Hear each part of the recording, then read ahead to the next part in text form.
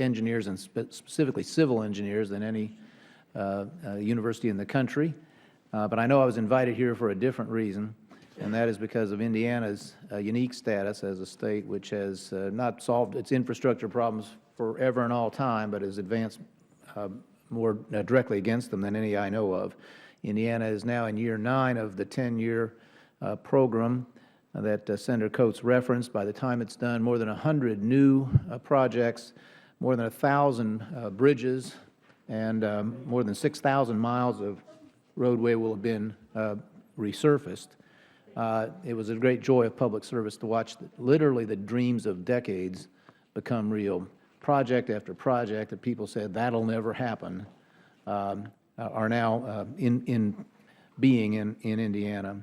This was only possible because of the lease which we were able to secure. We essentially converted a toll road losing money to a tightly regulated public utility. The tolls on that road, by the way, are the same today that they were in 1985 and will only rise under regulated rates throughout the duration of the lease. We received, and there was some good fortune and good timing involved, 3 times the status quo value, present value of that road in government hands. Very important to say that every penny, we insisted from the beginning, had to be reinvested in long-term purposes. So having paid off the 50-year-old debt still on the books of the state and set aside $500 million as a trust fund to augment highway money in perpetuity, all the rest went into long-term investment. Not one penny, I have to reiterate, was allowed to be spent on current operational problems or priorities. This is a practice which is familiar in the rest of the world and is spreading, in fact, and often with the active encouragement of government. I refer you to Australia as perhaps the single best example. But this was simply, as we saw it, a way to liberate trapped value from an underperforming asset and then to reinvest it in assets, these new projects I talked about that we thought were in the long-term interest of our state. Along the way, we experimented with a variety of other ways to involve private capital, the capital which, as Senator Wyden correctly said, is sitting eagerly still on the sidelines in this country, although actively employed in other places. And each of those experiments was a big success. At this moment, one of the mega projects that I talked about is within a year or so of completion. These are 2 new bridges across the Ohio River at Louisville.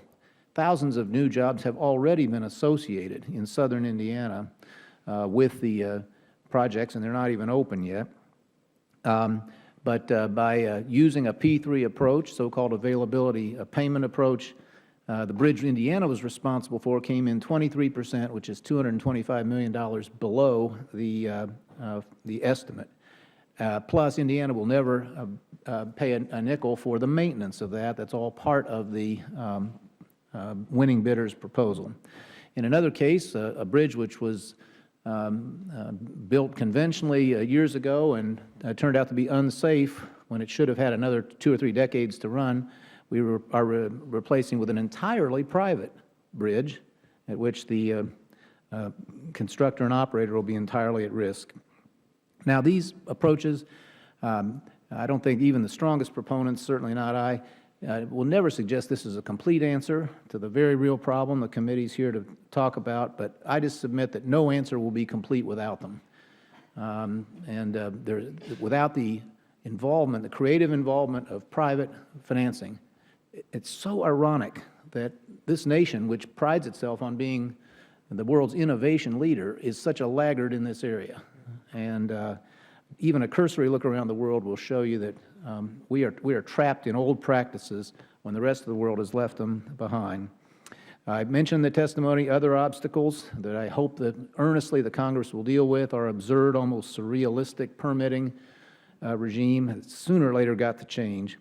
I'll just conclude by reminiscing that I was invited to do this, to talk about this very same subject 9 years ago.